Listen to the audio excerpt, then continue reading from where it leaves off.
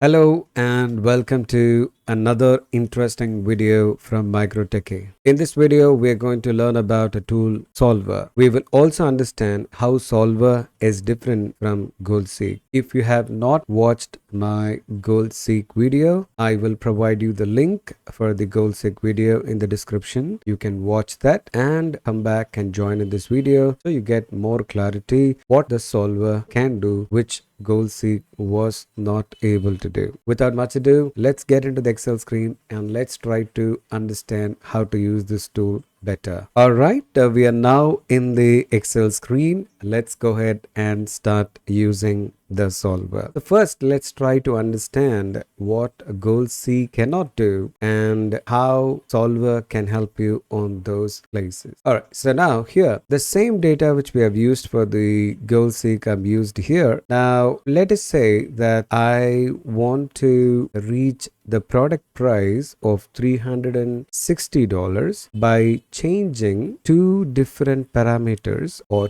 two different inputs of my calculation, which are subparameter 2.2 and subparameter 1.3. So these are the two inputs which I want to change in order to reach the desired output $360 in the product pricing. Just a quick run through what is this table is all about. This table is all about how I am deriving to the pricing of the product. There are multiple parameters involved in it, so there are a lot of calculation for each major parameters, and each major parameter calculations are involving the sub parameters as well. Every cell in this table is connected to the calculation which is at the end, which is the product pricing. So now when I try to use goal-seek in this instance, so if I go to the data tab and if I go to what if analysis and goal-seek, the first predominant appearance itself tells me that the changing cell can be only one. It cannot take a multiple. Let me show you here. The set cell is nothing but the cell which contains the formula, and then to value is the desired output, in our case $360. By changing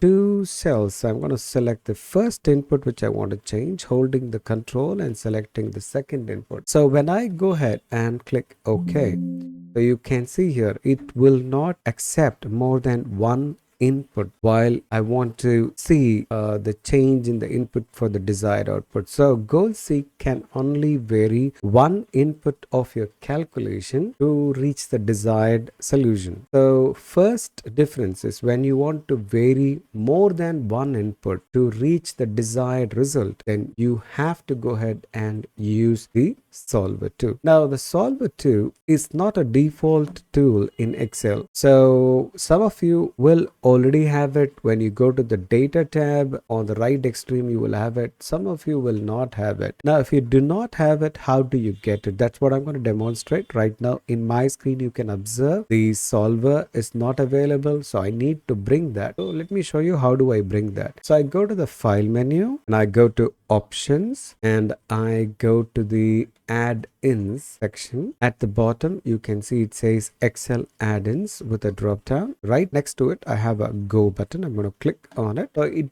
displays a dialog box where I can activate the solver add-in and click OK. That should bring the solver in the data tab. So solver is a third-party tool which Microsoft is using it for providing the services to the user for their specific calculations like this. So we got the tool right now. Let's go ahead and start exploring this tool. So let's click on the solver. So the first thing the solver is going to ask you is the set objective. It is exactly same like the set cell what you saw in the goal-seek. So let's go ahead and select the cell where you have the formula and where you need the desired result as well. Now the next thing, you got three choices here: max, min and value of. Now this is very important because you need to choose the right one based on the requirement. Example, in this case we are very sure about what is the exact result we are looking for. So the desired result is $360. So which is very clear for me. So I'm going to go ahead and put $360.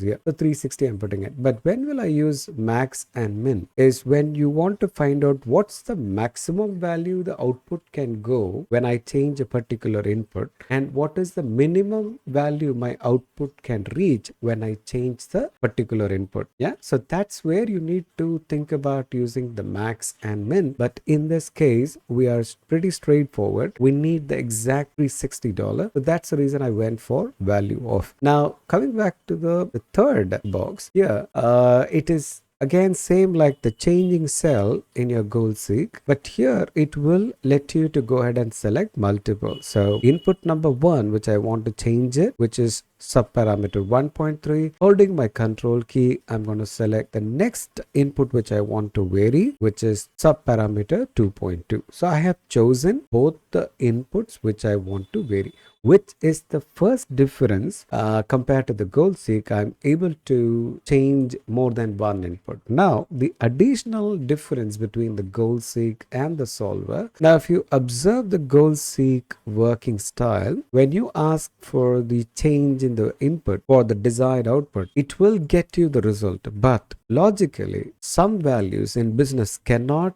go above certain values, cannot go below certain values. There will be a threshold for certain values. So I don't have the option of setting any constraints for the inputs which I'm changing. Not only the inputs, even the other inputs, I cannot set any limitations or conditions or constraints while I am doing that iteration to reach the desired output. But in Solver, it gives you the provision to do that. Now you can see the next section which says subject to the constraint. So we're going to click add. The first constraint, we're going to set it on the first input which we are trying to vary, and we're going to say, hey, please make sure this value is definitely greater than or equal to 20.50. So I'm setting a limitation. Please make sure this value does not fall. Okay. At the same time, the same value should not also exceed. So should be less than or equal to 28.5. So when I click OK, you can see that both the constraints are taken. So what I'm literally trying to tell here is, please make sure when you change that subparameter 1.3 to reach that $360, please make sure your change is between the 20 and 20.5 and 28.5. So that's a constraint I'm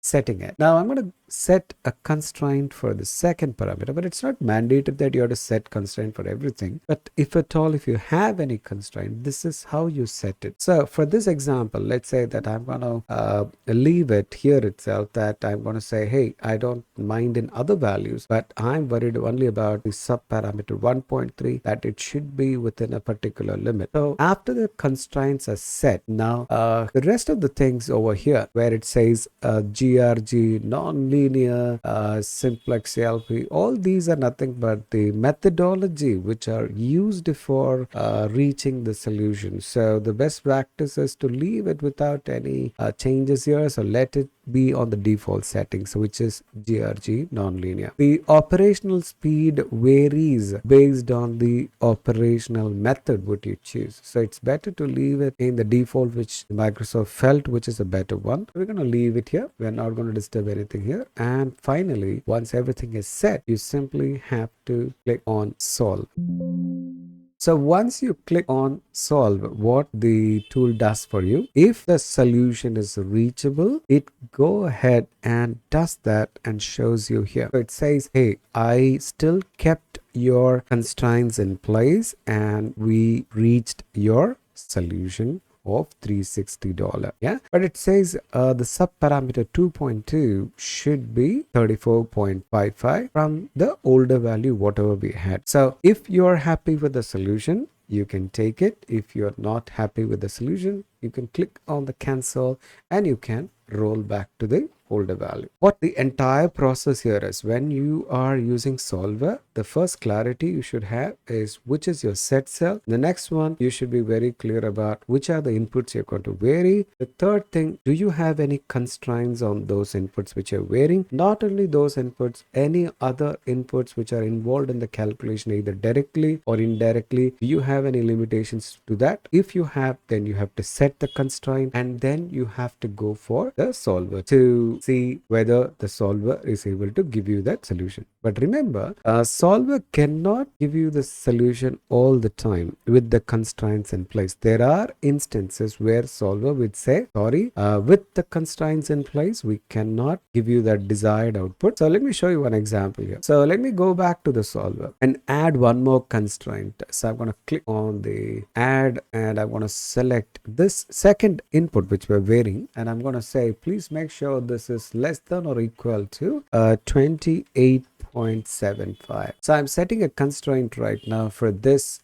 second input, and this time I'm gonna try to solve it and see whether the solver can reach the solution. This is where I was talking about. See, so it's not necessary that solver will always give you the solution. There are places where the solver cannot help you. Like this is the message you will be getting when it is not able to reach the solution. So what you need to understand right now, with that constraint, it's not possible to reach the desired output. So probably you have to check with the business. Hey, is there a possibility that can I release any constraint, or can we do anything on the other values so that we would be able to get it? If the business said no, we can't do that, so you tell us with this constraint, is it achievable or not achievable? Then you can tell them, hey, sorry, with the constraints which you have given it to us, it is literally hypothetical, it's not possible to reach it. Solver is a very, very interesting tool, provided we know exactly when to use it and how to use it. I believe this video gave you a better idea about this tool, and we have come to the end of this video. If you have liked this video, do subscribe to the channel for more videos. If you like it, hit the bell icon so you will be notified for the upcoming other water tools videos as well. Until then, signing off, Hariharan.